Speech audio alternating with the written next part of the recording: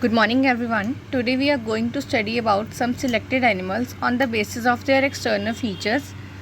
The material required for this activity is slide, the specimen on which we have to study about external features, microscope and adjustment screws.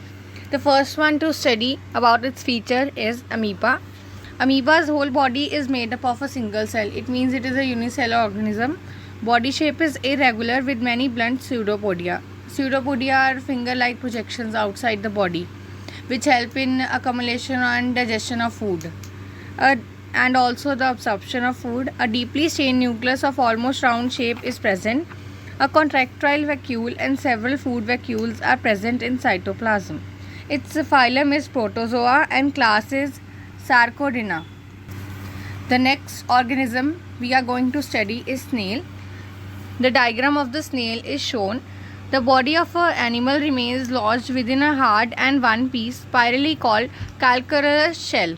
There is a wide opening at the end of the last pore of shell, which remains closed by operculum. The body consists of four regions, means it is made up of four regions: head, foot, mental and visceral mass. It inhabits shallow freshwater, means it is present in paddy fields, ponds, and moves with its foot, means it is moving with its foot. It is motile. Phylum is Mollusca and class is Gastropoda. Now we are going to study about some of the features of starfish. It is a very unique marine organism which can be identified by its star shape. Body with apparent radial symmetry, has a diameter between 15 to 20 centimeter. Body has central disc from which 5 arms radiate. Special organs called tube feet are present in these ambicular grooves. The upper surface is called a boral surface where anus is present. The phylum is Echinodermata and class is Astrodia. Now we are going to study about the garden lizard, which is commonly calots. Body is divided into head, neck, trunk and elongated tail, means 4 parts. Body is covered with rough epidermal scales, like we can see in a lizard. Head is triangular with cone-shaped snout having a wide mouth. Now we can imagine how a lizard is made up of, and we can completely observe the features. A pair of nostrils and eyes present on the head. Eyes are dorsolateral in position on head. 2 pairs of pentadactyl limbs. Digits are clawed. The skin provides the animal with protective coloration in its environment, means many of the lizards are there which can completely change their color to their surrounding. Otherwise, a proper name for an organism which changes its color with respect to surroundings is chameleon.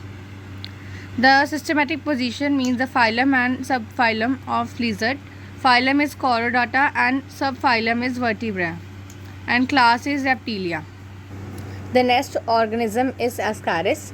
Its body is long, 20 to 40 centimeter, and it is cylindrical in shape. Its diameter is 5 to 6 mm with no segmentation. Females are longer than males. Both the ends are pointed. Posterior end of male is ventrically curved. Mouth is situated at the anterior end, surrounded by 3 lips, one present mid-dorsally, and rest 2 lips are situated ventrolaterally. Single longitudinal lines are present on the dorsal, ventral and on 2 lateral sides, all along the length of the body. We can imagine Ascaris as a round worm. Out of these, the lateral lines are comparatively more distant than other lines. Excretory pore is present on the ventral surface slightly behind the anterior end. Its phylum is Ascamalthus, class and Nematoda. I hope you have understood about the salient features of these organisms. Thank you.